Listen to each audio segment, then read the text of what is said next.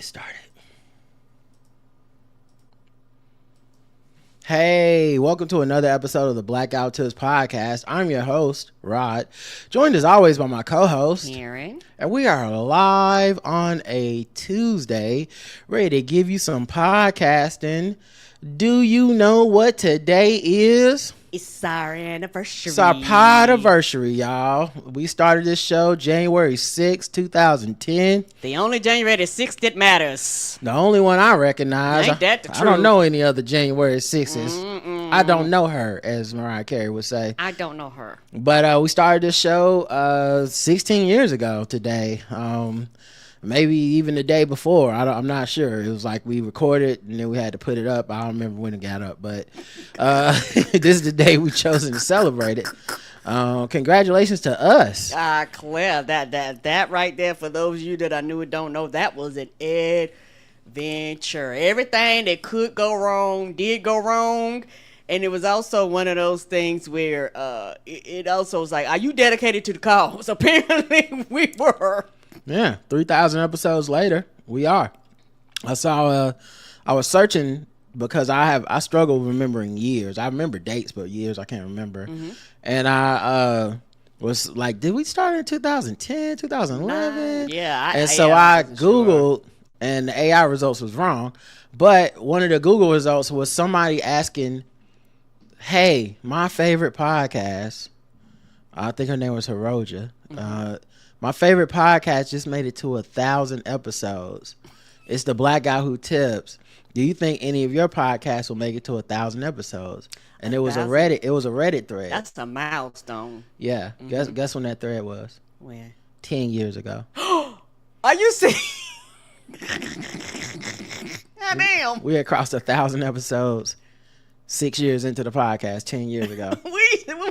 But for those of you that have been like around for a long time, y'all know when we first started, we were 1 day a week, and then we moved to 2 days a week, and then we moved to 3 days a week, and then once we went premium, had like a paywall, we moved to 5 days a week. Mm-hmm. Like so the numbers just gradually went up. And at first, when we first started, we didn't have a feedback show. We would actually just read, like go online and actually pluck. It now is simpler. You can kind of put all that stuff in one place. But years ago, you used to have to go to the multiple platforms and pull them and read people comments like that before you could actually have them like we do now, like post on a website, post it, in more reasonable. We didn't platforms. even have a feedback like mechanism. We No. didn't. Back then, shows didn't do feedback shows. They didn't. So we would just get feedback and read, some of the comments from the internet.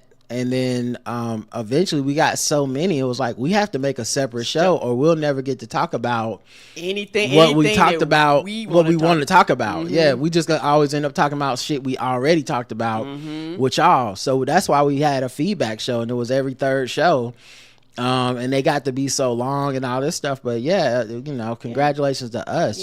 So we've been reading 5-star reviews on iTunes for a very, very long time. Mm-hmm. I'm not gonna say we were the first, but we were one of the first that actually started reading those, because most people didn't read those, didn't pay them no attention, and act like they didn't matter. But those things do matter, and I know people have left them before, and I'm looking forward to the people that are going to leave them this year, and for the people that are actually going to go to Apple, Google it, YouTube it, and they'll show you how to leave it. You ain't got to have no Apple. I know people are anti-Apple. I ain't got no problem with that, but you can still leave us a 5-star review for Apple. Yeah, it was, it's been a lot that's happened over these 16 years, a lot of changes in podcasting in our lives. Friends come and go, fans come and go, podcasts come and go, come back. Shout out to Insanity Check podcast. Lots of people we've worked with over these years. Lots of things this podcast has done for us, enabled us to go places physically that we never would have been, spiritually we never would have been, digitally that we never would have been. And so thank y'all to everyone who's been a part of this journey, and especially obviously you. We really wouldn't have had a show without us doing the show and without you being on every single episode. So I'm happy that we can 16 years later, this thing that we started in our spare bedroom that we just kind of were like, I don't know, why not? Why not? To a large extent, has enabled the way for us to even have the life that we have. So thank you. And also, it's one of those things where we have always been kind of true to ourselves and who we are, type of thing. And so I remember when we first met Professor LCH, Professor Linda Charlemagne Harris. She was like, I didn't know if y'all was gonna be the same, because there are times where you meet people and who they represent, like publicly, is not who they are privately all the time. Yep. And so I was like, no, I am the same. That's one thing I will always stand on. The same on the show, the same off the show. And it means a lot to me to be able to live that way authentically. There's no lies I have to remember. There's no, because that's hard to keep up with, facade I have to put up.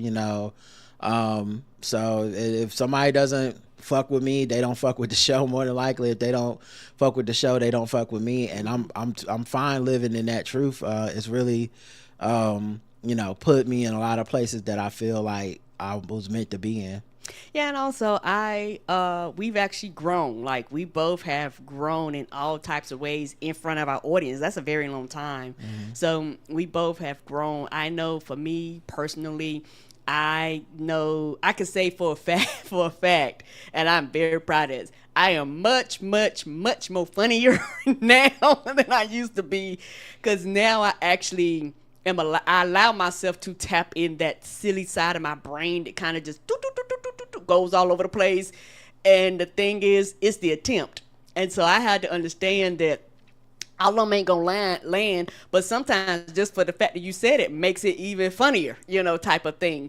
So I know now I have a much, much better understanding of comedy, and even just watching other comedians and how they do their podcasts, and just watching you, particularly when you start writing and things like that, just watching techniques. I observe people a lot. Like, sometimes I might not physically say, hey, I'm watching you and things like that, but I observe and I take in a lot.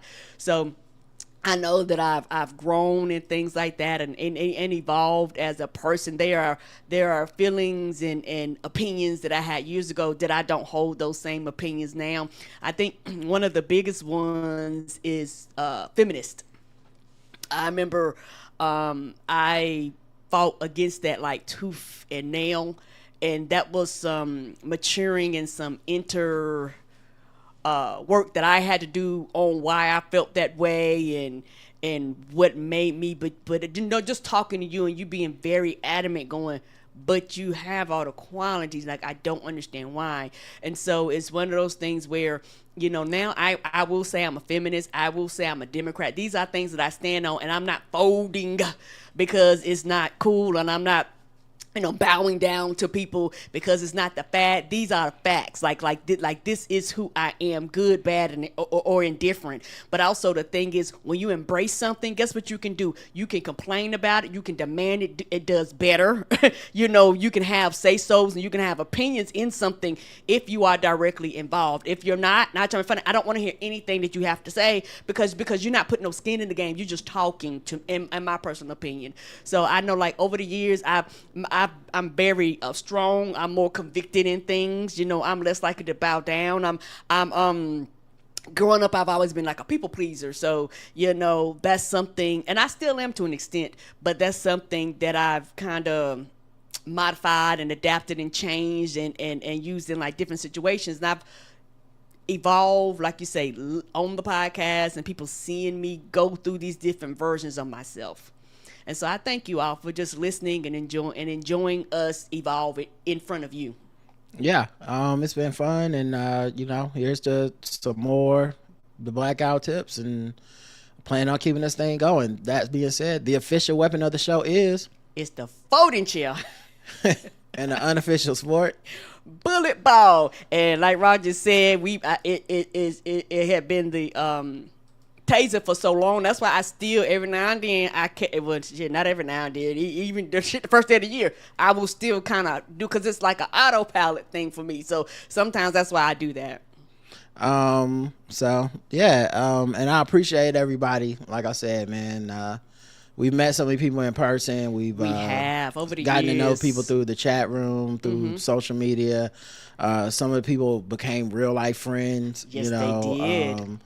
Lots of love and joy and support has come my way and Karen's way and our podcast way, and we've been able to pour that back out into the world. And so I just really am thankful for the 16 years and being able to support our black ass selves through our black ass community.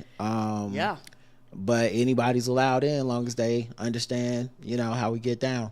Yeah. Oh, and before we move on, yes. You talk about me, and also is kind of reverse, which people already understand. It's a thank you to you, because it was you tricking me into being on the show that I was like, oh, I'm tricked, but I'm here now, and so I appreciate you being very understanding, and you working and kind of encouraging me to speak up and encouraging me to have my own voice. And also thank you to the audience, because I didn't realize anybody was listening to me until we actually started doing the feedback and people started commenting on the comments that I made, versus consistently commenting on the comments that Roger made. And I was like, oh, people are actually listening. People don't want to hear my opinion. I was like, yeah, there are people out there that feel, the things that I do and feel the ways that I do, and they might not be able to articulate it the way that I can. Or they might not have the words for it, and things like that. Yeah, because I have very strong feelings and opinions about things, and, my voice deserves to be on the show too, just as much as yours does. Yeah, I think it's interesting because anytime it hasn't happened in a long time, but it goes in these spates and it'll happen, especially as the show grows. People come in and they have these fully formed opinions based off of 2 clips they heard or 1 episode or whatever. Right. But one thing that's always interesting is when people try to use the angle of like how our relationship is, or Rod doesn't like Karen, or Rod is talking down to Karen, Rod is angry with Karen, or Karen is Rod is talking over Karen, whatever it is, whatever projection they have. It just dawned on me when you were saying that nobody believes in Karen more than me, period. I decided, this is a serious point. This is not me trying to get all points. This is a fact. She didn't want to do the show necessarily. She was like, I'm happy just us talking off the mic and just living life and not like normal. Who gives a fuck about these people? Right. I didn't know what ride I was gonna be on. And then she was like, and if I do it and these people don't like me, you could replace me. And I was the one like, that's a fucking ridiculous life. That's a ridiculous idea. It'll never happen. I'll quit the show before I let you quit the show. I didn't know at the time. I was like, I can do some. I started thinking about, don't they got behind the scene jobs that people do? And now 32, and which is laughable too, because she doesn't do anything behind the scenes. None of the text. It does. She couldn't. Yeah, she said I could produce the show. She's not gonna produce the show. No, I do not. She's know not how. gonna compress no audio, upload no files. So I do not. That was ridiculous. But the point being, like, for everyone that loves Karen, it's impossible to love her more than I do. I was the one who was like, she should have a show. That's all I'm here for, to facilitate the Karen show.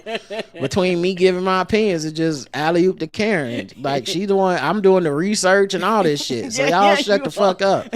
Anyway, congratulations, and we appreciate y'all. We do. I didn't realize I was going to be the star of the show. That's the stars show up when they show up, late normally. They don't do research. That's what I've learned from media, working in media. They don't do the research or the work, and then they get all the credit. So I feel like that is the star of the show. Now, to get to the segments that I actually prepared and worked on. I didn't know she was black until a number of years ago when she happened to turn black, and now she wants to be known as black. People have got to know whether or not their president's a crook. Well, I'm not a crook. I've earned everything I've got. There's an old saying in Tennessee, I know it's in Texas, probably in Tennessee, that says, fool me once, shame on you. Fool me, we can't get fooled again. Tell you what, I don't know about you, but I'm going to go to bed. All right. Politics till we get mad. Let's see how far we get today. GOP lawmaker Doug LaMalfa dies at 65, which narrows the majority the Republicans have in the House from 218 Republicans to 213 Democrats, which isn't necessarily the hugest deal, except for whenever it's like some Epstein file shit, some of them Republicans will vote with the Democrats in enough of a majority that Mike Johnson can't stop it. Right. So that's how it might hurt. I don't know which way this guy was voting anyway on stuff, but every little bit helps to get to it. You know, obviously, I don't know his politics to be wishing him a rest in peace or not. So I hope he was a good dude, but if he was a Republican, how the fuck would I know? You know, like half the times it's like you want to say rest in peace, and then it'd be like, did you know he said he passed a bill to bring slavery back tomorrow? I'm like, I didn't know that. I just assumed he was a human being that breathed and had children and was hopefully a good person to some extent. Well, did you also know he passed the beat transgender children in the store law? That's the law that it's called the Doug LaMalfa law. I'm surprised you didn't know. Like, I'm sorry, I'm not that deep in the weeds, y'all. Yeah, you can't even just wish people as just a human being. Like, oh man, that sucks. Death comes for us all. It's like, yeah, but it didn't come fast enough, okay? Because he had passed. It didn't come fast enough. He testified against Martin Luther King. It was the Lee Harvey Oswald trial. They said Martin Luther King not even on trial, and he said, I'm against Martin Luther King. I came here to say that he's no angel. He said, don't let them Negroes have no dreams. Yeah, so I don't know. I'm scared to say rest in peace. That's where we are in America right now. The Department of Justice was sued on the eve of January 6th to shed light on top officials' communications about Trump's pardons.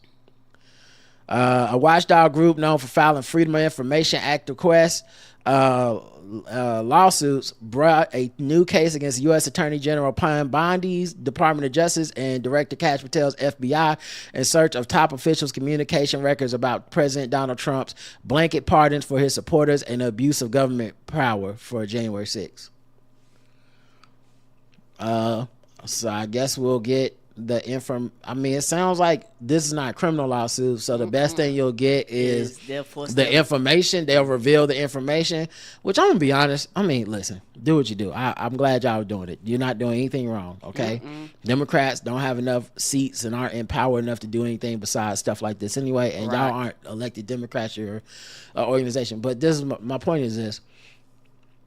I feel like it's fool's gold hoping that information will be exposed to the public that will sour the public enough that Republicans will feel shame. What are they supposed to feel that's going to change the circumstances we're in? Right. It's not going to change anything. However people feel, they're going to feel the same before and afterwards. Like, it's not really going to change anything. And like I've told you before, I want results. I don't care. Y'all do y'all thing, but this shit like this don't move me. It's very performative, and that's been one of my pet peeves in the past and currently about a lot of Democrats and independents. They want a lot of performative shit, and it irritates the fuck out of me. I don't care. Okay, perform, dance, but once you finish, is anything gonna change? I want results. I want something that's tangible. I want laws to change. Like that's the shit that I want. I don't like performance. Performance is a waste of everybody's time. I understand sometimes you have to do that, and like I say, I had to understand that performance ain't for me. That performance is for people who need to be coddled, people who their feelings is number one. And so my anger is not as intense, because initially I used to just get fucking livid. I was like, what the fuck is this? This don't make no sense. But then I was like, oh, okay, Ken, I'm not the targeted audience. And so that's how I had to learn how to calm that part of me down that gets angry about all the performance just happening that doesn't end in anything changing. Yeah, and with a group like this, they have to perform. That's all the group can do. It's not even elected. They can't pass a law. They're just an activist group that is trying to bring some sunlight to the lack of transparency under Trump. I just, like I said, I'm it's not even just a you thing. I'm not angry. I'm just literally saying I don't know that this works. Like, it seems like, like they're like, oh, we'll release the Epstein files. Well, we get like a week of news and breaking news and people making social media threads and posts, and then it just seems that nothing changes, and the next thing, the next flex of government power is, kidnapping the leader of another country or something. And you're like, I don't know. I have no idea. Like, did anything happen? Hex is going to step down. He's going to get fired. He's still there. It's been 3 months since those rumors were out there. And, the Signal chat leaked. It doesn't seem to be having any effect. So, I'm not trying to pour water on it as much as I'm just saying I don't have my hopes up for this. I don't even know. They could find literal directions that are like, that is just Donald Trump telling them exactly, pardon these people, I know they're guilty, and I know that I was the one who told them to do it. And even that, I think, would not change anything in America. No, it wouldn't. America is free for a reason. Fans slammed Dwight Howard because he urged Donald Trump to impose mandatory military service. Yeah, okay. Now, I think this might have been before the Venezuela shit, but even still it's stupid. But he said, random, he said this on Twitter, random, I honestly feel like the president should make 1 year of service mandatory for everyone born in America. A lot of other countries do it, and I think it would help with discipline and structure. I'm curious what y'all think. Would this help America or nah? Yeah, you were bored. You ain't had nothing else to do. Because that's a very dumb statement. Because the thing is, the military, for the most part, has always been like voluntary. And they had a lot of people in the military who they kicked out of the military. You know what I'm saying? So they actually are dwindling their numbers on purpose, like strategically. So I think a lot of people believe this in the way that I believe everyone should do a year of working in a job that is public facing, such as food service industry or something, where you deal with members of the public, to teach people how it feels to be on the other side of somebody that, just because they have money, how they can treat you. So that when you're on the other side and you're spending your money somewhere, you're like, no, these are people. Right. These aren't slaves. Not these aren't servants. These aren't robots. Like, I need to have some fucking manners.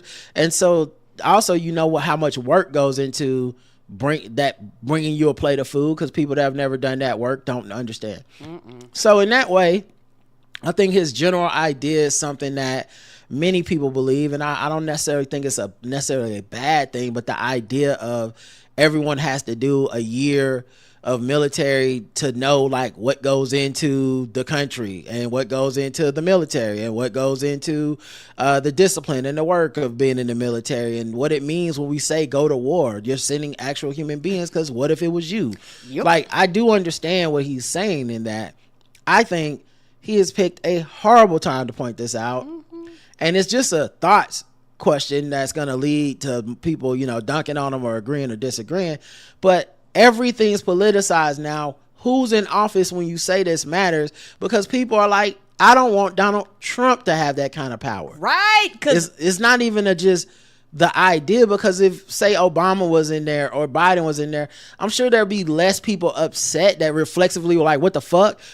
There still will be people who disagree, don't get me wrong, but the idea of, so when the whims of the country go to someone like Donald Trump, we just gonna, whoever's in the military, who's been forced to be in the military for that year, just might have to be in Venezuela killing people because Donald Trump, who is not going by any of the rules and laws of how you declare war, he just decided, no, fuck you. Right. And it's also one of those things, like when you say it, like you say, who's in office matters, who's president matters. And the thing is, like they were saying, a lot of other countries do this, but a lot of these other countries, depending on where they are, guess what they don't consistently do? Be in wars.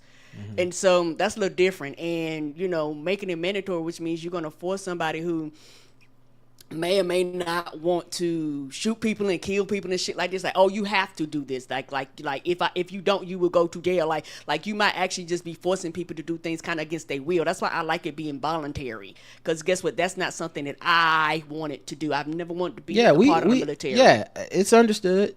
I don't think it. Like I said, it's an unpopular idea, even if it was someone you agree with in charge.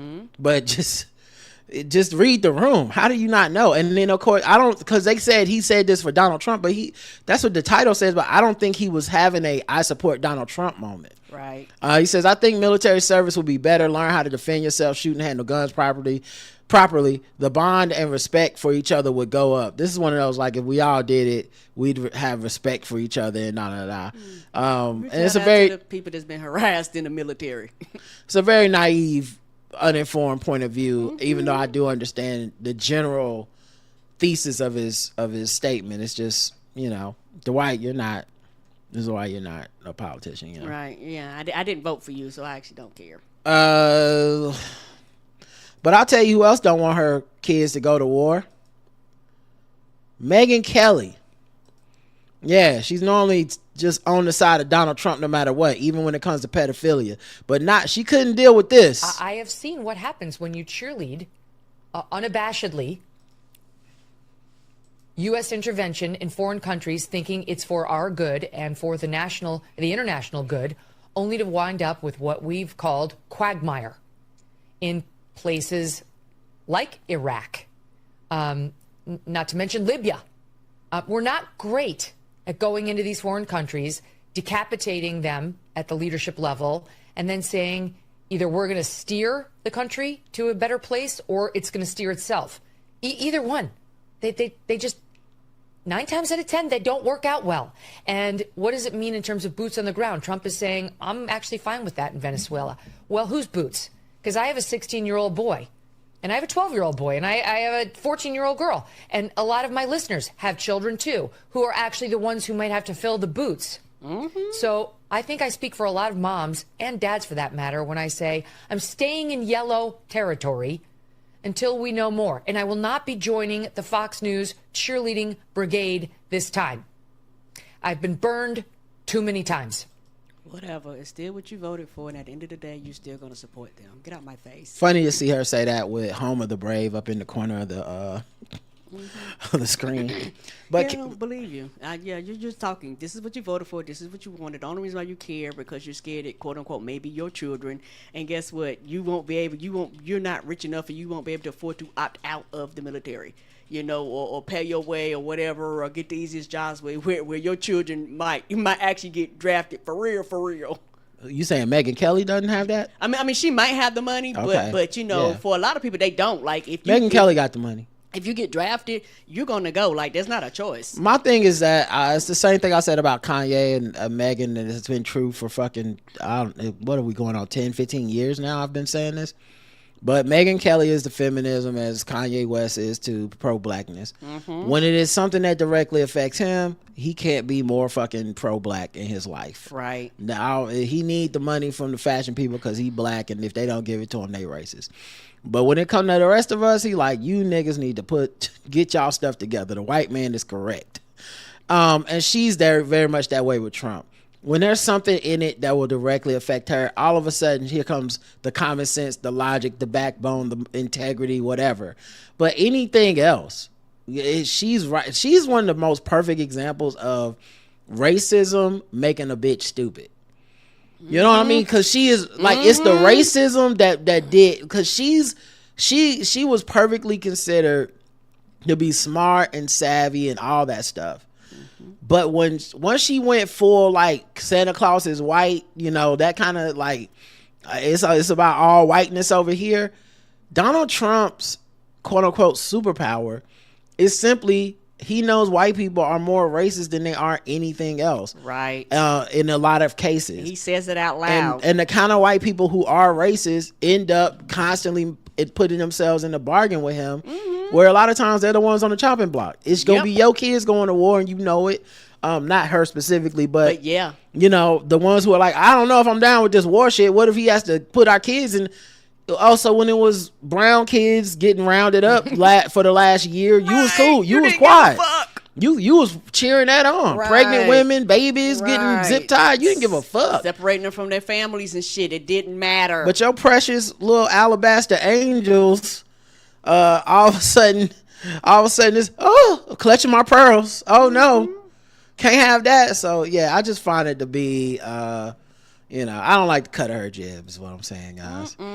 Donald Trump warns the GOP if they lose the midterms, he could face impeachment. Yeah, we're hoping. Yeah, that's exactly what I want. Yeah, that's exactly what I want, and this is why for the Republicans, I don't want to hear anything they got to say. They had a chance to impeach him, I think twice, and they opted not to both times. Because if they would have, he would have never had. And our country helped them. Yeah, he would have never had opportunity to run twice. And can I just point out, our country helped them.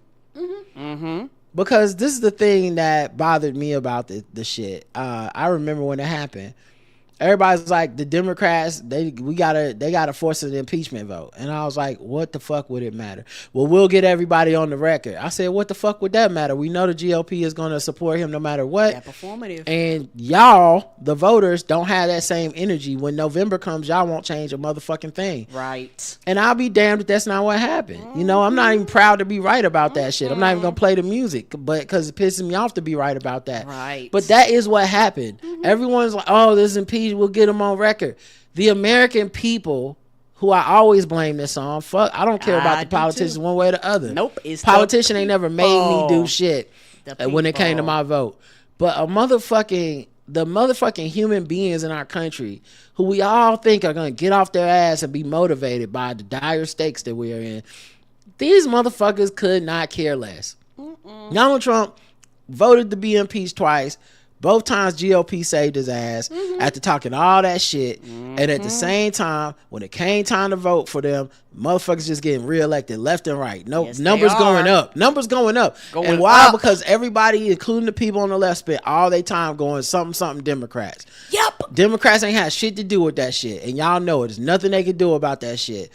And yet we're still here going like I said, that Bakari Sellers tweet had pissed me off because like Cory Booker or Hakeem Jeffries put out a long statement when they're always like, Democrats need to say something, and then he went too long, didn't read. Nigga, you have books that people are too long, didn't read. Like, what are you talking about? Read. The problem with not wanting to read what the kind of plan for resistance would definitely be our fault, the people's fault. If you don't want to read more than 140 characters, if you need it to be quippy and quick and then this shit ain't bad enough yet. Then I guess it's got to get fucking worse before you be like, damn, I actually don't need a motherfucking Coke and a smile motto for my politics. I know the Trump is bad. I know the people supporting him are bad, and I would like them to not be in power. Seems to be the simplest fucking sentence I can put together, and I really don't need anybody coming with a great slogan to figure that shit out. Unless you're brain dead or complicit, how the fuck are you on the fence right now? Right, and somebody like me, I'd be glad when other people get to where I am. I'm very angry because I feel like a lot of people ain't angry enough. They claim they're angry, but they're not angry enough. I'm very angry. I'm very adamant.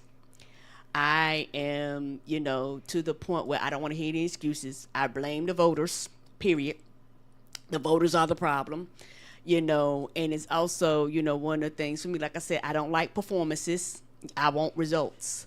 And so for me, I know it could get bad. And other people are fucking around because every time you turn around, they always have this thing. And you can tell when you're talking to people in the back of their mind, it can't get worse. It can't get like that's what they're consistently telling themselves as the storm gets worse, that it can't get worse. And I'm like, it can get worse. And until you get to the point wherever that you've decided that this is whatever your bottom is, we're going to continue to do this. And we said it before, people have not suffered enough. And that's sad, but it's going to take some really, really deep, dark suffering for some people to actually move over. You're never going to get, I'm sorry. You're never going to get, I fucked up. You're never going to get, they apologize. They're just going to come over and all of a sudden they're just going to be there. I don't care how you got there. I just want you to be as motherfucking angry as I am now. Let's get on the same page. Let's go. But you're going to have some people just going to go down with the shit. We can't worry about them. All we got to do is take our numbers and do what we need to do to get the people in power to do the things that we want to do, because people have all these demands and have all these things they want people to do, but they don't put people in power to do the things that they want done.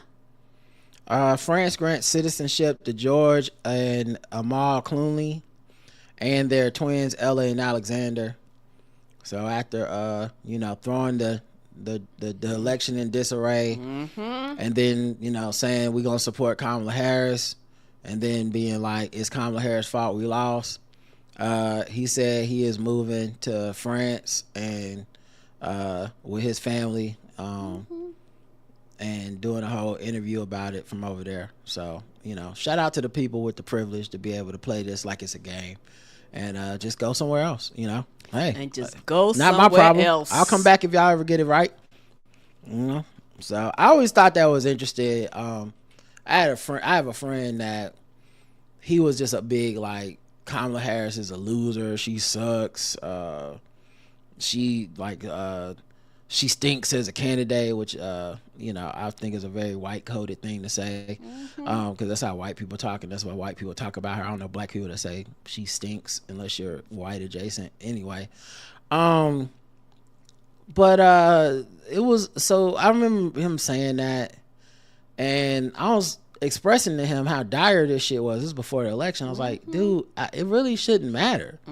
She's a much better candidate than him, and that really is what should matter. Like, I don't know who the perfect candidate you think exists is, but like we can go down the list and I can tell you why people are going to hold their nose for that person too. You can't name a single person that some group of the electorate wouldn't hold their nose against. Right. And at that time, it was even more ridiculous because I think what a lot of these people didn't want to say is, I don't want to vote for Kamala Harris, and I don't want to face the reality that if you skip over Kamala Harris, we're going to lose just because we skipped over her. That in their mind, everybody was going to get over that, but nobody could get over anything else with the other candidates. Anyway, my point isn't to relitigate that. But yes, my point is, I was talking to him, not too long ago, and he was like, "Yeah, man, I might just have to get out this country, man, go live somewhere else because blah blah blah."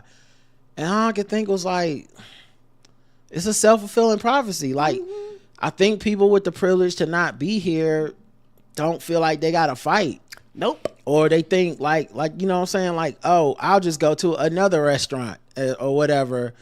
And so I think there's a part of me that hears George Clooney going to another country after the chaos that was caused in his name, writing that op-ed and all that shit. And we don't have a time machine. We don't have whatever it is that, people believe happened with Joe Biden, where suddenly he became this extremely egotistical, selfish old man who was only staying in for his own entertainment, because they think of politics and shit as a game and entertainment. They can't imagine a guy who was president and was thinking the opposite, who was literally thinking like, nobody's ever beat Trump but me. Yep. I'm afraid to pass this to somebody else, not because of me, but because y'all won't support the kind of person that can beat him and should beat him. That's how I feel. I watched that happen to Hillary. I don't want to watch that happen to Kamala. Right. And then he watched that happen to Kamala. Somebody that at the end of the day, if he would have not been able to be president the next time after being reelected, she would have been president. So anyway. Right. Like I said, I didn't want to relitigate it, but it's just this idea of like, man, y'all didn't fight for that. And yeah, now you're going, go play. You'll put on a different jersey. Go play for a different team because you can afford to do that. You can. And the rest of us have to be here, and you get to play theory and hypothesis from across the pond. The thing is, you can afford to do that. Being able to leave this country is a privilege, y'all. It is a privilege. And a lot of times, particularly when you start having these conversations, people talk about that. And if you want to leave the country, there's nothing wrong with that.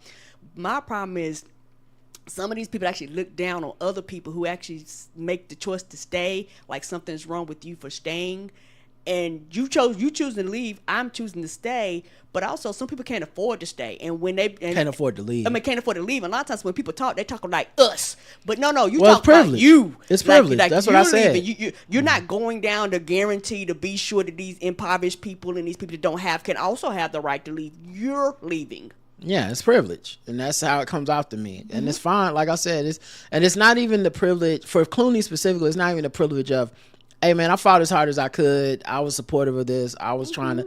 I knew what the right thing to do was, and the country let me down too and I'm leaving. Right. It's not that. It's like a privilege of like, I didn't get the fucking handpicked candidate that I wanted. I didn't get to just like pass over everybody and cause this chaos and kick up this hornet's nest and get what I wanted. So I guess fuck y'all, fuck everybody. Yeah, whatever. And I think that's where the frustration with him comes in too, because you know people are like, hey dog, you don't want to take any personal responsibility for anything that you've done, and then you have the nerves to go be a citizen in a whole ass other country.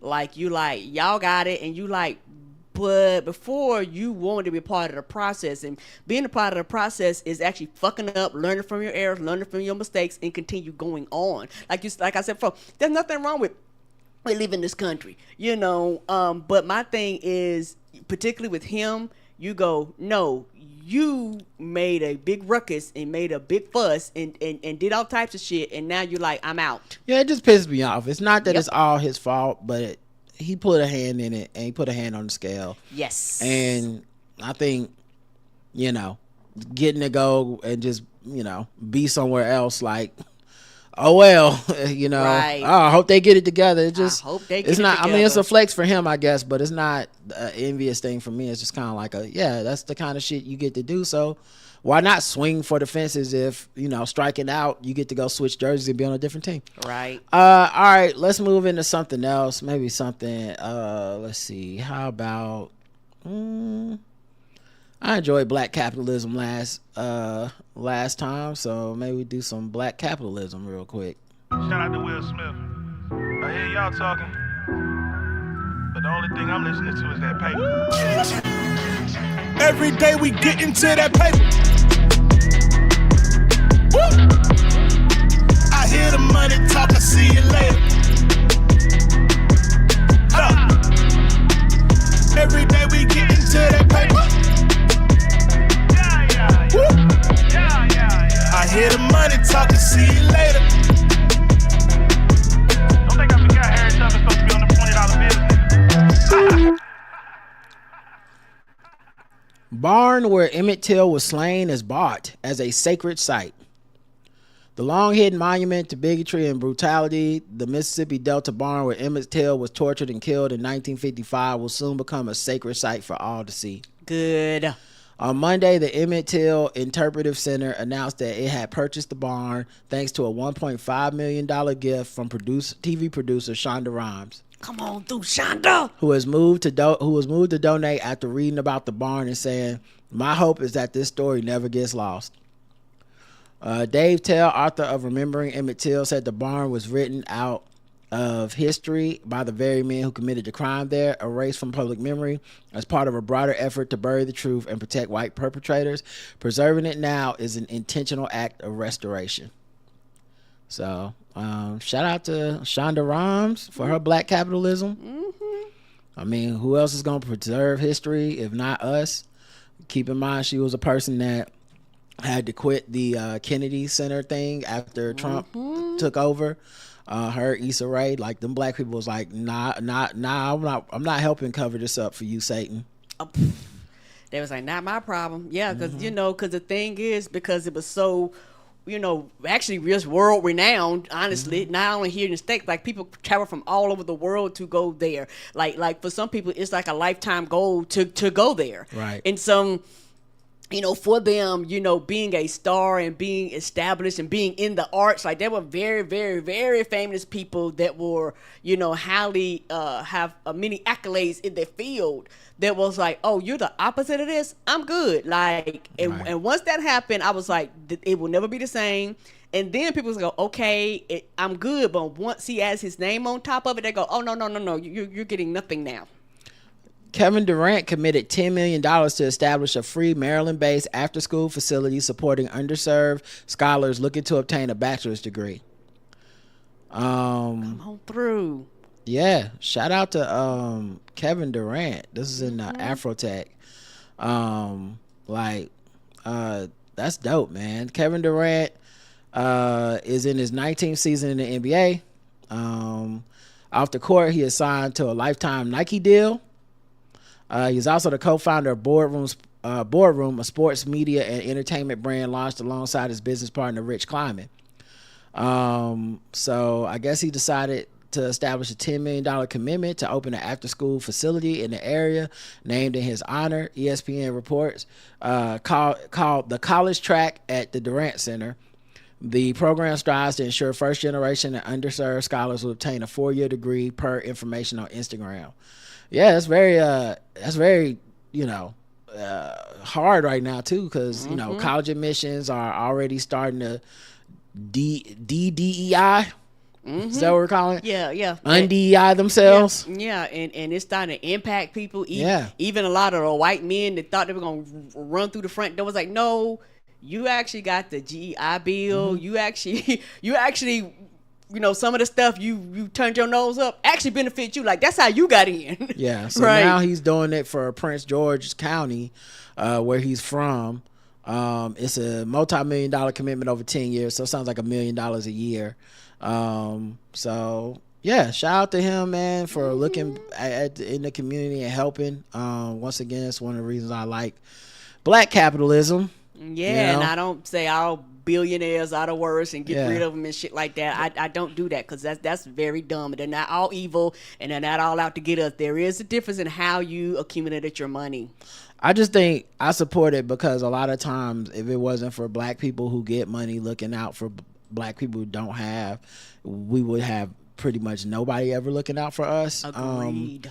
And he didn't get his money by exploiting anybody, hurting anybody. He played basketball. like he happened to be one of the best motherfuckers to ever touch a basketball. I think that's a pretty, you could talk about the means of production and all that shit if you want to, but I don't think it really applies to Kevin Durant having to do anything evil to anybody to get his money and help the black community out. So shout out to him. Right, and it's always been like that. Our black celebrities have always reached down and reached back and all that stuff.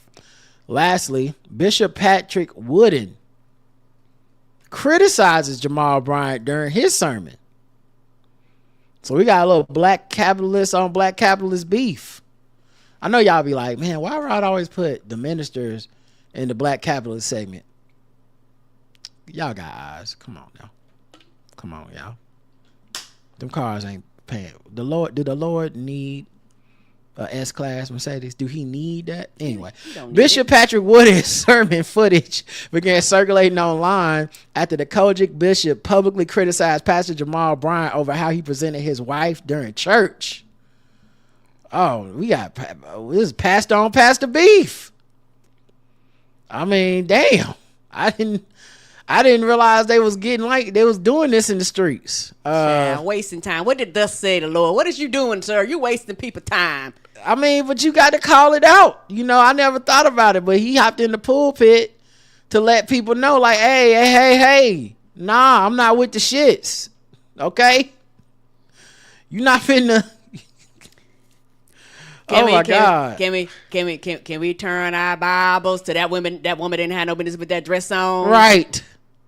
And the Lord saith, like, oh, I didn't realize. Chapter 1, verse 3. Right. So this, I guess Patrick. So this was like Jamal Bryant here, but I guess Patrick. So this happened after Patrick. Crazy about a dress my wife had on. Now, they didn't say anything about the $4 million that was raised for the United Negro College Fund.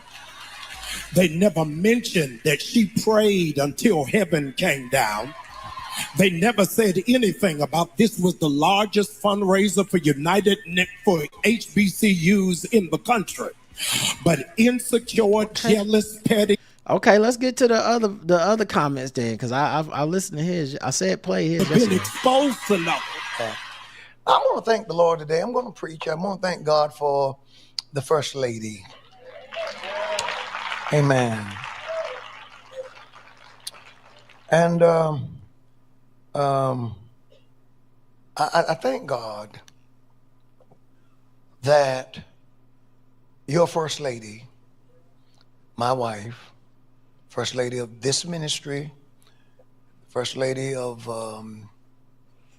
this church and North Carolina 3rd Ecclesiastical Jurisdiction. All right, speed it on up, sir. Mm-hmm. I thank God that she dresses like a First Lady. I thank God I thank God for that. The lowering of standards are amazing. A preacher presented his wife the other day, and I guess you call that a flesh-colored dress. I don't know. It's black dress and flesh color. It gives the illusion that she's not wearing anything underneath. And I heard the preacher, when he defended her dress, by saying, first of all, he bought the dress. And then he said, I want to address people who don't know anything, who haven't been anywhere, who don't know nothing. So I guess our objection to a man of the cloth presenting his wife in public looking like a $2 whore. Two. At least Dose? Two. Now, I didn't say she was. I'm not talking about her. My statement is who about are you talking about, sir? My statement is about him. I said he presented his wife, and he said he bought the dress. Those are his words, not mine. And there is nothing classy about that. I'm not saying she a $2 whore. I'm saying her actions and clothing are that of a whore who would be charging $2 for her services. So 200 pennies, Karen, is what I'm saying. Lord have mercy, you proving that man right. So you mean to tell me that Jesus can't save the hoes? What are we doing here? What's happening? But Mary Magdalene had on more clothes, Karen, than this bishop, than his wife. Okay. I think the and I'm not criticizing her. I'm criticizing not Mary or whores. I'm criticizing men who will parade their wife as if they were one of these prostitutes, ladies of the evening. Lord, I think the first preacher was right. Y'all a bunch of haters. Two trips to the dollar store is what I'm saying. Is what that she looked like, Karen. Okay, I'm saying if you wanted to play the X-Men arcade game in 2002, you could play 4 times because it's 50 cents each time. You can play 4 lives, and then you was gonna be dead. That's how much she was prostituting Karen. Okay, that's all I'm saying. I'm saying back when Taco Bell was cheap, and you could go get the 2 for $2, and it was literally 2 items that was $1, $2. That's how much you could get 2 soft shell taco springs, or you could have sex with his wife. That's not me saying that. That's him saying that. He said he bought the dress, and by buying the dress, he said she a $2 whore. Okay, so shout out to black capitalism. I mean, sometimes it gets a little ugly. You know, you honestly hate to see it go there. You hate to see the black capitalists fighting each other over their wives' dresses. Right. And yes, I did put the ether beat under that. Yes. Okay, that was me. It did not come in the video like that. And also, it's one of the things all you're going to do is open up your wife to be attacked. You know, because you know how people are petty and shit like that. Oh, I can't wait. I can't wait for Jamal to come back at his wife, because I know he's going to have a bunch of insults. He's going to be like, your wife can't be a whore when nobody wants to sleep with that bovine. And I'm not saying she's a cow. I'm saying you dress her like a cow. Okay, she looked like a couch.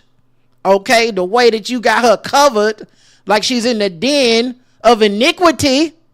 Because I am a pastor, so I can say stuff like this. I just feel like, do you think anybody got saved that day? You think when Patrick Wooden did the altar call, you think people was like, this is, the Lord want me to be here. This is why honestly, this might be why I come to church. Maybe, do he do this every week? Maybe I can start coming. That's probably why he started doing it. Your church got dead. People stopped showing up. Every week he just in there shitting on other pastors. I might show up for that, honestly. If he just be like, oh, and did you see what TD Jakes had on? God, boy. Woo. No, close your Bibles. We're not going to read none of that. I got some things. I wrote some thoughts down. Who cares what Jesus said in red? Okay.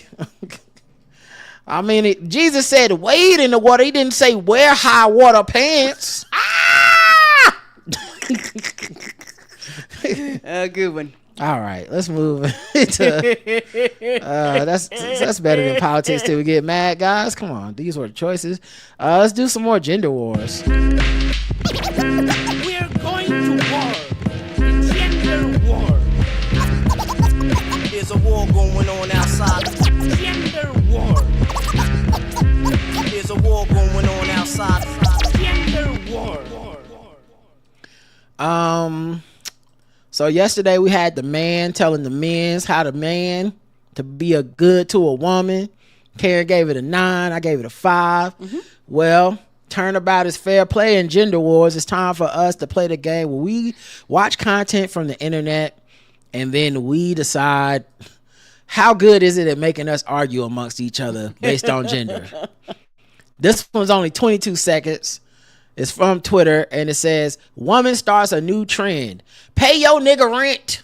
And urges all women to pay their man's rent this month. Emojis. All right, y'all. I'm starting a new trend for females and niggas, okay? Ooh, females. Okay, I see you with the females. That's a trigger word. Yeah, that niggas, okay? I already done did it this month. So the trend is pay your nigga rent, all right? So y'all got 27 days. February 1st, all right? Have that rent money, okay? No cap. We trick on niggas over here. No broke shit. And then she put up a screenshot of her paying the rent, $1,750 from Vona. It don't say exactly who it went to. TC, I get. She blanked out who it's to. Mm-hmm. So it could be whatever, could not be.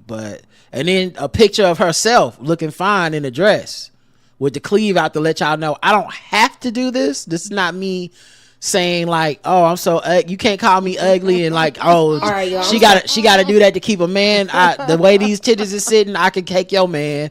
But I'm out here tricking on these men's just to let y'all sisters know y'all need to do it too. Karen, what would you give this 0 to 10? I didn't look at the. Let me look at the. I'm sorry. Say you do the comments. This is my mistake. That's my mistake.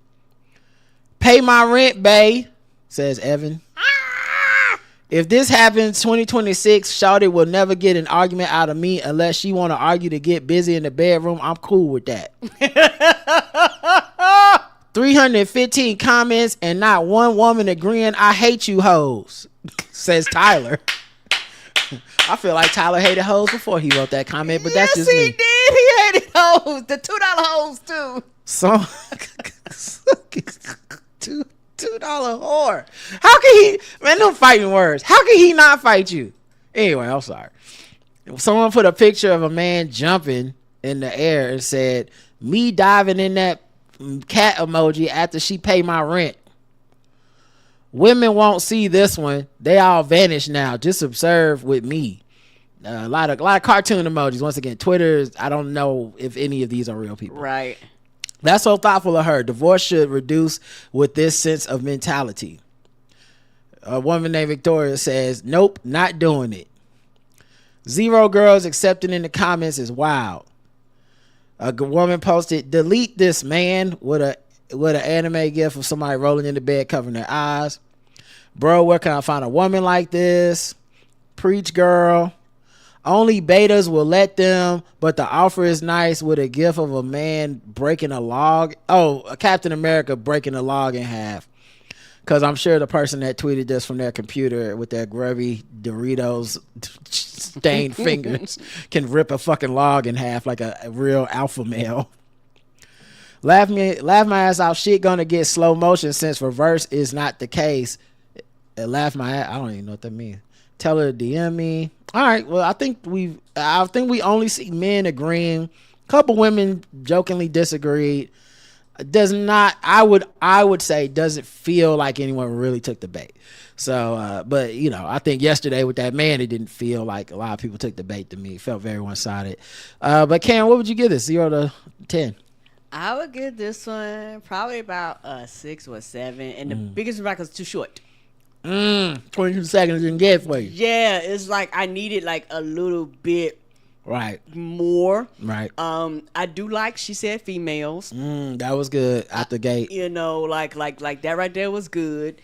You know, and telling women what they should do. You know, that's another good one. You know, type of thing. And I think, you know, like I said, we would have found out more like, okay, you doing this, what do you expect in return? Like, we didn't get any of that. And also, this makes me, not to get off topic, this makes me think about what you said. You said men are no better than women. They're not. Men would do the same thing. If men could get pregnant and shit like this and catch women, they would do the same thing too. They just you mean men want to be taken care of and people pay them? Absolutely. And so the way the men posted just proved that point. I think a lot of anger towards women is men's jealousy towards women, but which is really them being angry at other men. But let's not get into that. I will say this though, I only give it like a 3. I did not find it very good. I thought what she said, the succinctness of it and the challenge of it and the way she talked down to other women, I did appreciate that. But she needed someone else in the video. You know, the same way that dude, even though he had his son in there, I would have liked to see him have his wife in there somehow. I think that really would have stirred the needle.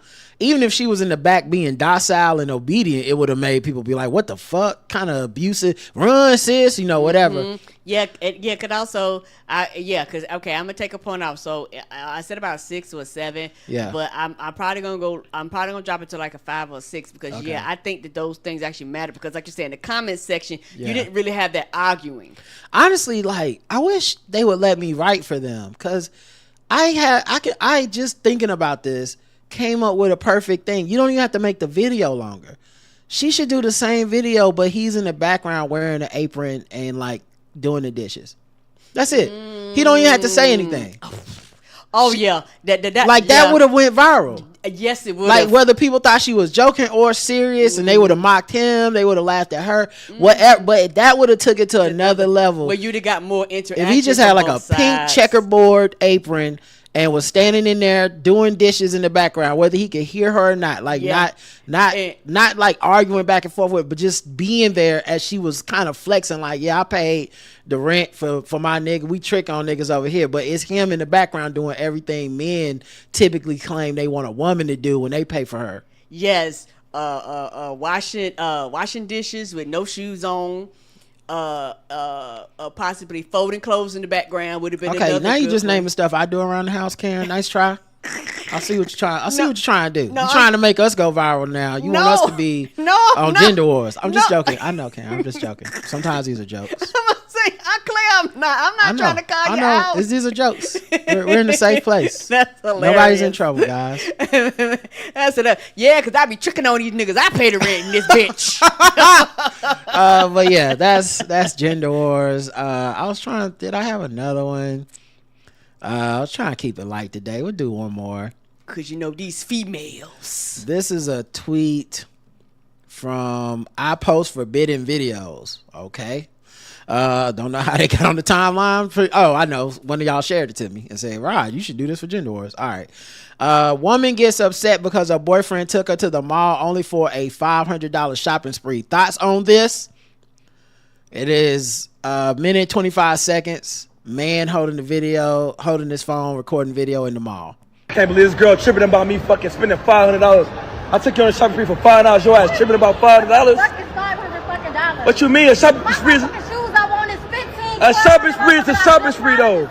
Now they are in public. You can see other people. Unless this is the best CGI AI I've ever seen in my life. The best green screen ever. They left the house to film this skit. So already, I'm gonna be honest, I'm already trending towards a high score. I don't know how they're gonna drop the ball. I'm not even sure I understand the argument. But right now, I'm gotta say, I'm feeling this already. The shoes I want is 15. A shopping spree is a shopping spree though. Bro, you're embarrassing me right now. Why are you making a big deal, bro? I took you on a shopping spree, bro. $500, Mike. Wow. That's crazy as hell to me. I can't believe you out here really trying to embarrass me in front of everybody this mall because I took you on. He loud talking about she embarrassing him. Oh, this is so good. Because he giving me third hand embarrassing. All I'm doing is watching on the phone. Right. I was thinking, ain't people passing y'all? People eating their fries at the food court going, the hell is happening over there? Also, I'm sure it's because I'm of a certain age. It's got to be because I'm of a certain age. This must be what the kids are doing.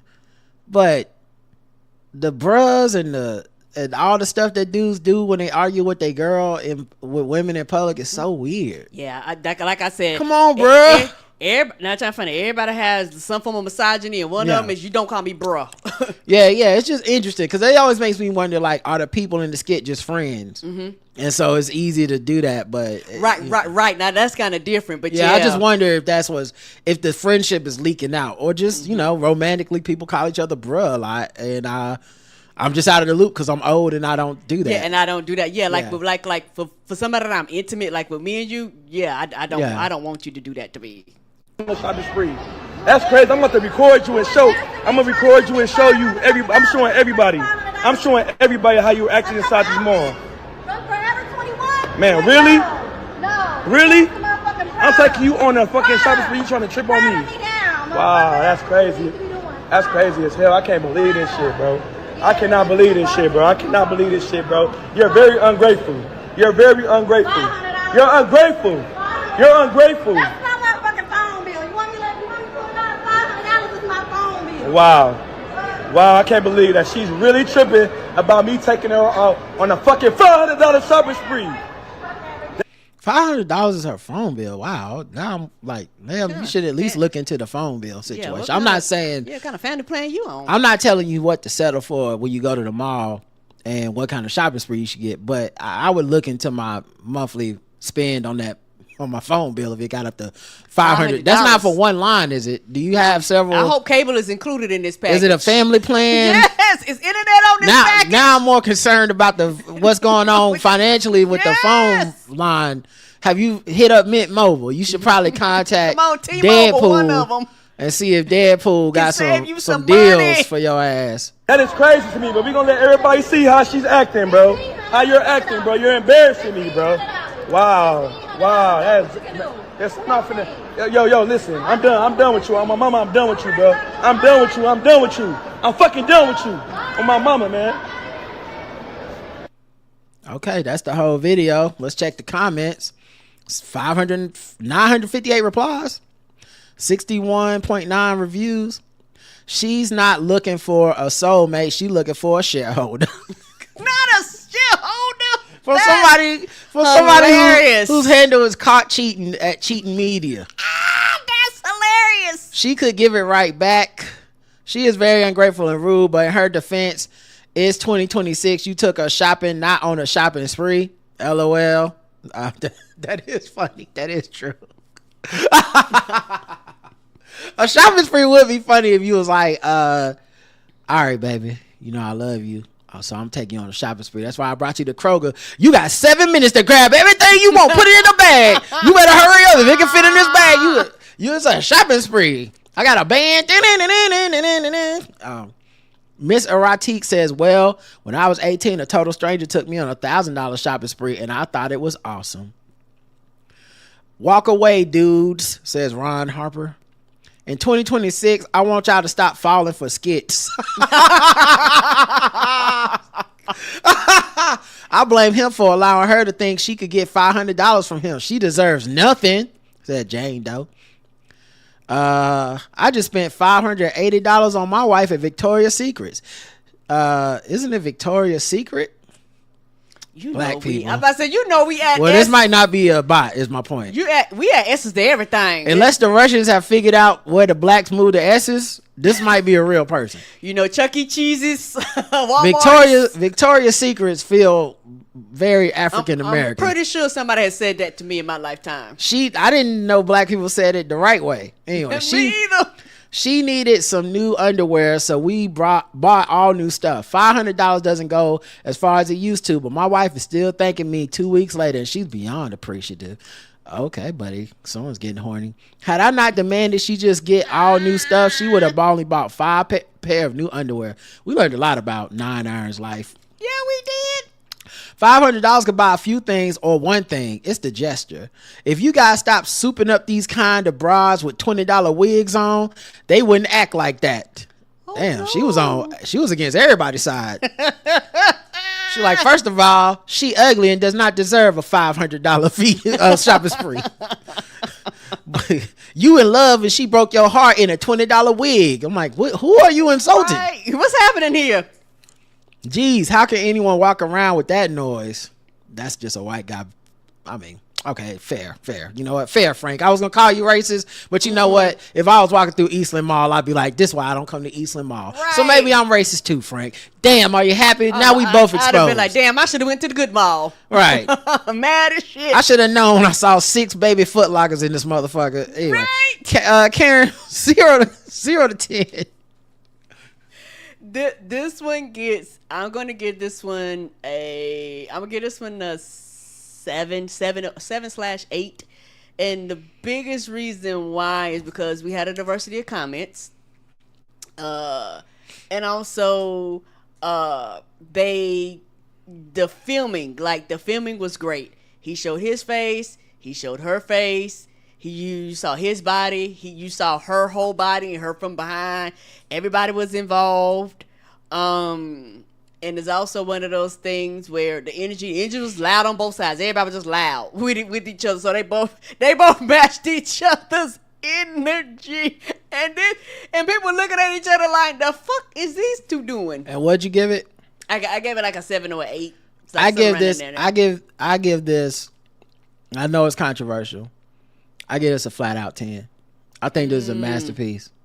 If it didn't take off, it's not their fault. It's nothing they could have done better than this. Great energy. Yes. Took a risk. Went out in the public. Yeah, that's bold. Filmed this at the mall. I truly don't know if it's real or not. I want to say it's fake, but I actually don't know. Because it was well enough acted that I'm like, I can see somebody crashing out just like this. Yes, at the mall. 2 internet-brained people who have been poisoned by gender wars and taking it offline. Yes, Mary. It didn't get toxic to the point of like him calling her out her name. Nobody put hands on each other. It felt very much like they're having an argument, but they're more annoying people around them to make everyone feel in danger. Right. Yeah, I think this is pretty perfect. The running amount is the right amount because it's not the crazy thing where it's like I said $5,000 and then you lose everybody because everybody's like nobody's spending $5,000 on. But $500, that's a number where people would be like, hey, somebody might have done that as a kind gesture. And also I could see somebody rejecting it not because they've been too whatever peeled by the internet to accept $500 as a kind gesture. So yeah, I actually appreciate this is almost as good as those like fly somebody out videos and they won't sleep with you. Like they should take a bow. I think they really did a good job on this one. Yes, I agree. I think they really did a good job. They hit all the tropes and like you say, people were actually interacting, men and women, which is kind of what you know want versus just one gender and the other gender joking or both sides joking it. All right, let's do some guess the race.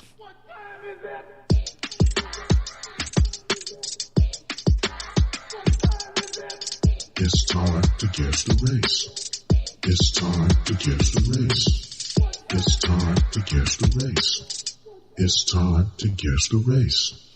Man, I'm still weirded out by the whole like, come on, bruh, what you doing, bruh? I must just be old. I know I sound old to the young people. Yeah, because people do talk to each other like that. I just can't pick. Did you dap her up after sex? Right. Give her a pound when you? Yeah, all right. Yeah, cause it's a mental thing for me, like and I'm like, don't do that. Don't call me, bro. Right. You deserve this. Women attack married couple outside 7-Eleven with Patron bottle. Damn, what the married couple do? Well, y'all having a threesome and it went wrong? What happened? 2 Florida women are accused of attacking a couple with a tequila bottle trying to enter their vehicle in a violent road rage incident just north of Miami. Kim Aime, A-I-M-E, so maybe Amy or Aime, 26, has been charged with burglary, assault or battery, 2 counts of battery, resisting an officer without violence to his person, and drug charges. Marlene Edward, 25, stands charged with aggravated battery causing bodily harm, the same burglary with assault or battery charge, and her own drug charges. Drugs are bad. Okay. Sometime around 1 p.m. Sunday, a married couple was driving west on a highway. And then it was at this time they saw a woman driving her vehicle recklessly and almost crashed into their vehicle. Both vehicles stopped at the intersection. The car in question being driven by AIM, in which Edward was a passenger, parked in the middle of traffic, obstructing the roadway. Then the violence broke out. That's crazy. That's like a nightmare. You just driving at 1 p.m. Someone swerves in your lane. They stop their car, get out, want to fight you. Like what? And I'm sure I'm sure the person must have got out to fight them or confront them or something, but man, that's just an insane. You weren't doing anything. AIM reportedly got out her vehicle, approached the alleged victim, still seated in their car. She proceeded to reach inside a crack of the window on the driver's side and attempt to force her way in. The passenger in the vehicle showed law enforcement a video of this. While trying to get inside the couple's car, AIM hit the husband in the driver's seat multiple times. Then the two suspects allegedly focused on the wife. Well, yeah, once the husband gets some, it's her turn. Equally yoked. According to the authorities, the two women approached the passenger and began to strike her multiple times, with AIM hitting her with a closed fist throughout her body, striking her with an empty bottle of Patron tequila as she was on the ground. On the ground? Why you get out the car? Seeing his wife hurt, the husband reportedly got out their vehicle. Well, yeah, it's about time. Did they pull out the car? Like, how she? Right, or she got out the car to fight him or something. So then he got out the car and rushed to her defense, although it sounds like maybe he didn't rush fast enough. But the suspects trained their sights on him.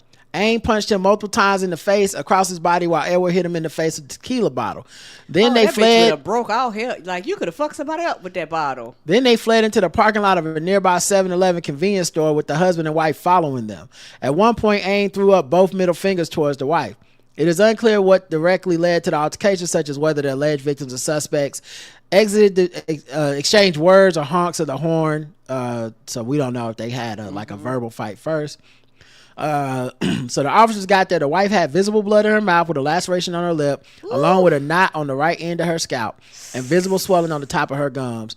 The husband had a cut and blood on his hand, knots visible on the back of his head. So they got beat up. AIM and Edward were arrested at the scene and their vehicle was searched. The search uncovered 2 debit cards, neither of them belonging to the women. You don't say. They also found... Was the vehicle stolen too? They also found more than 34 grams of cannabis as well as 3 grams of suspected cocaine. They was living that Grand Theft Auto life. Edward reportedly claimed that it was the couple who exited their vehicle and attacked them. So they're like, we the victims. Look at their head and the blood in the video. You can see those all happened after. Anyway, the wife appeared in the bond court and gave more details about her account of the incident. She claimed AIM was the one who initiated everything. She was the one who came inside our vehicle, basically pulled both of us out of the vehicle. She was the one who antagonized the other defendant to hit us with the bottle multiple times. Yeah, if you got it on film, you got it on film. I was trying to understand why they were being so aggressive, the alleged victim reported. She basically hit our vehicle twice. It was basically life or death. They could have killed me and my husband. Yeah, they could have. All right, Karen, guess the race. They're both the same race. Marlene Edward and Kim AIM. Did it say how much their bond was? Oh, no, I don't remember. It didn't say at the end. No, they're just being held without bond. They're being held without bond, meaning there's no amount of money they can pay to get out. Black. Okay. Okay. Whew. All right, let's check the chat room. White as the coke in their car. Black Bonnie and Clyde. Shot. Remember when people were putting BL in front of everything that black people did to try to make it black? Y'all remember that? It was like we are. Shout out to all the hashtag blower skaters. I'm like, I don't think we need everything, guys. Anyway, Sasha Patron. Now she in the zone. Black Jigaboos. Darkness. Snow bunnies. At the red light, twerking on them headlights. Black. That's hilarious. The correct answer is Karen said black. It is black. Okay.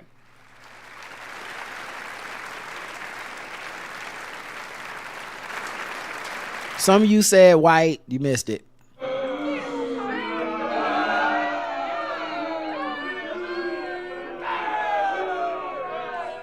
And that's them right there.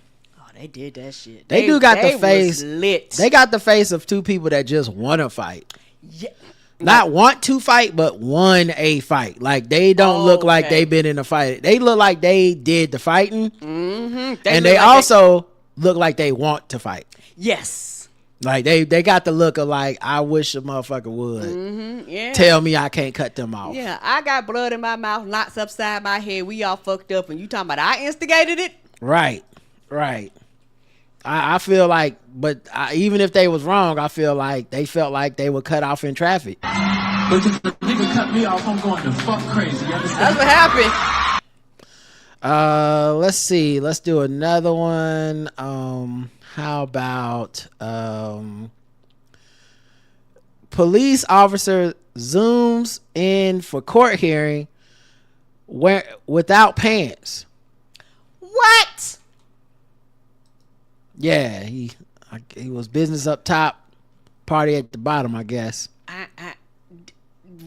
Did you have the camera angled in your lap? What the fuck is this? Do you not know how this shit works? I was concerned that if I didn't do something. I don't know why autoplay, but yeah, court was in brief session. Brief. When a cop logged in for a virtual hearing, rocking business up top, party down below, leaving the judge absolutely shook.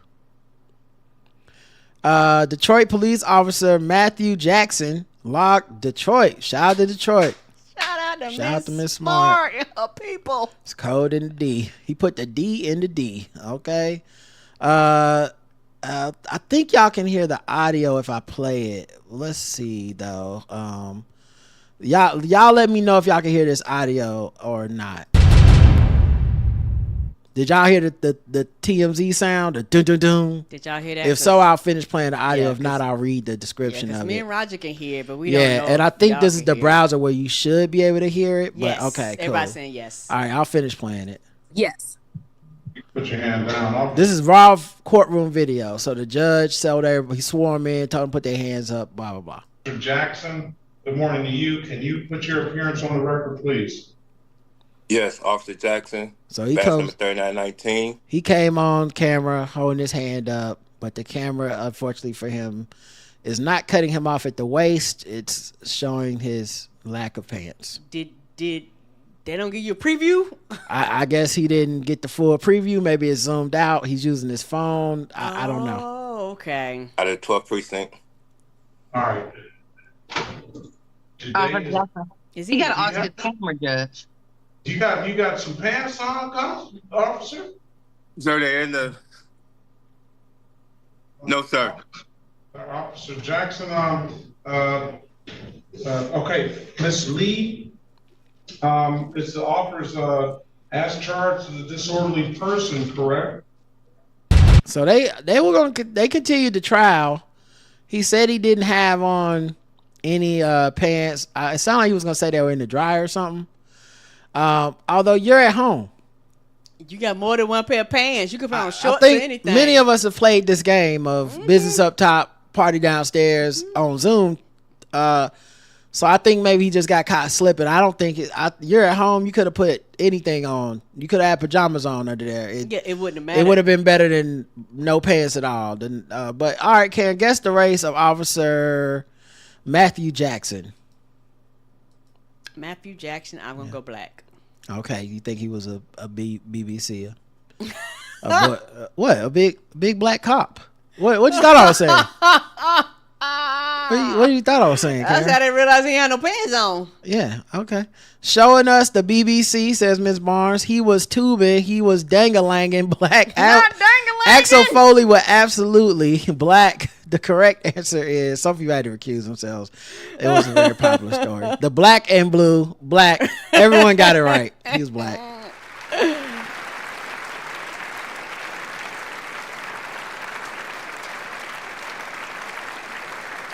Oh no!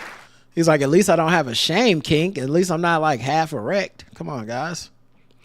But yeah, that's him raising his hand, swearing himself in with no pants. Oh yeah, I don't think he realized he did the image was gonna be all big, right? I think he's gonna quit the force and join OnlyFans now. Child, them thunder thighs, yes. Might as well get in there, buddy. All right. You know it was a lot of yes. Officer, arrest me. Let's go to the bonus round. Karen's 2 for 2. I ain't racist. How can I be racist about anybody or anything in my life? How can I? Call them niggas. Just call them niggas. It's time to get Gold teeth, gold chain wearing, fried chicken and biscuit eating, monkey ate baboon, big thigh, fast running, high jumping, spear chucking, 360-degree basketball.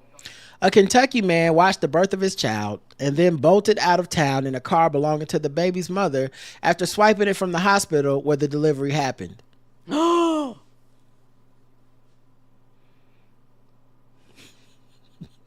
It's giving baby boy. Christopher Mollett, 37, of Tomahawk, allegedly went to Pikeville. Now that'll make a good gender war skit. Yeah, drive around in those AKA plates on the front, the vanity plates. Allegedly went to Pikeville Medical Center to watch the birth and was told by the mother that he could sit in her car to stay out of the cold since he wasn't allowed to be inside the hospital with her due to visitation policies. Police described the woman as his ex-girlfriend. Mollett, who has several prior arrests, allegedly agreed to stay in the car, went out to the vehicle after the birth while the mother remained in the hospital. When it was time for him to return, he was allegedly nowhere to be found, and his ex discovered that her car was gone. Police, that's why we didn't make it. That's why we exes. Police were called, and officers reviewed the security video to see if he could be spotted leaving the vehicle. While reviewing the footage, they say they spotted him getting into the passenger seat of the mother's car first. He was allegedly then seen getting out the car, hopping in the driver's seat before pulling away and leaving. Oh, so now you want to do the pull out method. Right. The mother told police that she tried catching Mollett calling him to get in touch with him. He allegedly answered the phone and claimed it was none of her business where her vehicle was. Then he hung up on her. Oh, now I got to report my vehicle is stolen. Police say he took the car to Paintsville, which is about 45 minutes away from Pikeville Medical Center, where he was found and arrested Saturday night. He was charged with auto theft and receiving stolen property. His prior arrests conclude possession of methamphetamine. Oh, he's a method man. I knew it. METH amphetamine, possession of marijuana, and possession of drug paraphernalia, along with traffic charges and failure to appear in court. He's been held on Monday at the Big Sandy Regional Detention Center on $10,000 bond for each charge he's currently facing. Oh, that's like $50,000 or some shit. He's facing a lot of charges. All right, Karen, guess the race of Mr. Christopher Mollett. Christopher Mollett. Yeah. Because of the drugs and things like that, I'm going to go white. And this town sound like it's in the middle of nowhere. Not the niggas can't be there, but it sounds like it's real in the middle of nowhere. This was a napkin American, says Miss Barnes. He definitely crossed some cornfields going to that other town. White, says Trey. Despite everything, I bet his picture is a loving family photo. White, not them on the jet skis. I almost got this wrong till I heard the meth. Focus on the family. White. The correct answer is white.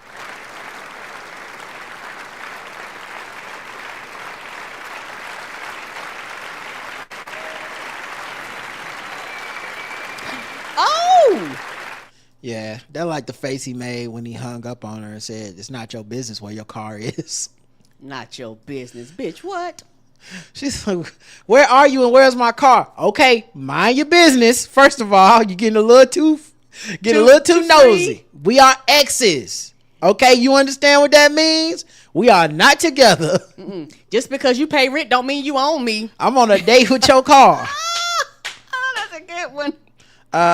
Let's get to sword ratchetness time. Oh man.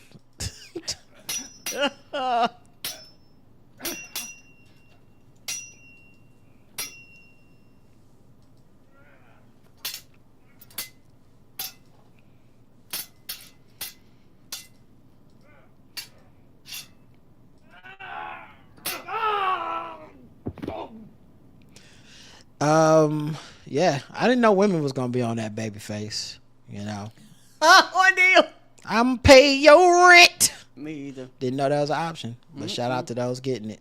Okay, that's why we really hoping for this collective bargaining. And we do want to hoping this collective bargaining goes right for the WNBA. Get a few brothers, not a lot, but get a few brothers. Get that rent paid. I'm rooting for y'all, groupie kings. Oh yeah, they're gonna come out in full force. Oh yeah. All right, here we go. Update a pair of breaking news stories that we've been following today. So let's get right to those. First one is in Ypsilanti. That's where a barricaded situation is stretched for more than 24 hours now. 24 hours? Police say a man armed with a sword locked himself in the attic of a home, and they say that man was banging on other people's doors while carrying that weapon. We're going to continue to keep a close eye on this and update you as soon as we get any more information. Is it even his sword? A great question. Is it even his house? Great question. You up in somebody's attic? He just run. Can you imagine you just downstairs playing video games? Somebody running your attic like, I got a sword and I'm going in to stand off with the police. It's like, damn, I got to get out. Immediately. Let me pause my game. All right, y'all, that's it. We'll be back Saturday for all the people that are just, regular in the feed people, premium people. I'm working on Justin's schedule to see what we can do for sports because we're doing basketball the next couple days. Everybody else, thank you for listening. Thank you for listening. We'll talk. Thank you for the 16 years. Yes. It means so much to us, man. Happy and proud to be able to do this for 16 years. This was not even a job that I thought was possible. It when didn't I started exist. This. Yeah, what you're doing now, if you'd have told us at the beginning, we didn't even know this existed. And a lot of y'all helped us along the way to build this whole thing. Yes, you did. All right, y'all. We'll talk to you soon. Until next time, I love you. I love you too. Mwah.